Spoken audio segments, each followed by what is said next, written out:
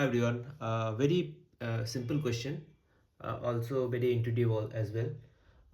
So this circuit is given. You need to identify what exactly the R in. Okay. So first thing that should come to your mind is basically you need to look at the. Yeah, I mean you are able to see that there is a current source and there is a DC voltage bias. Okay. So first thing that you should do, you need to remove that current source and need to put the equivalent you need to put a small signal ground at DC bias. If that is done, then this is your circuit. Okay, now the second thing that should come to your mind is the small signal model immediately. So this MOSFET, it has a dependent current source and the output resistance. Similarly for M2, this one M2, this is M1, it has a dependent current source and a output resistance. And what you need to do to find the RN, you need to apply a small signal voltage Vx and you need to see what exactly the current Ix. Very simple and straightforward. Now what you can see, what exactly this VGS1, this is this voltage, right? Now this voltage is actually, this is 0 minus Vx, that means minus Vx, okay, right? So overall VGS1 is minus Vx.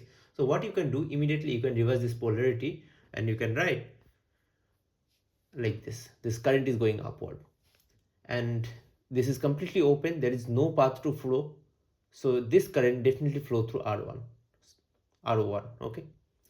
And what is the voltage over here then? So this current is flowing through the R01.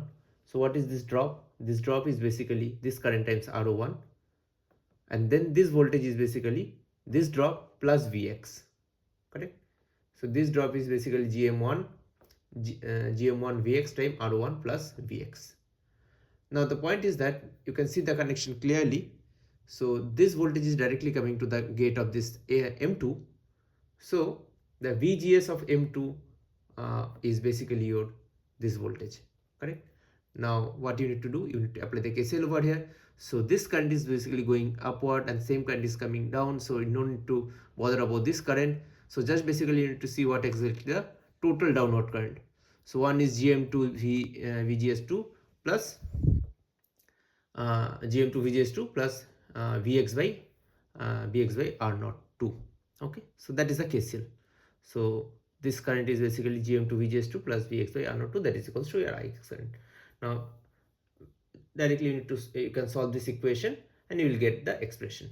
So very straightforward and very simple question, but what you need to do, you need to carefully look at the circuit and you need to replace the equivalent models and then you need to apply the KCL. That is all. Thank you.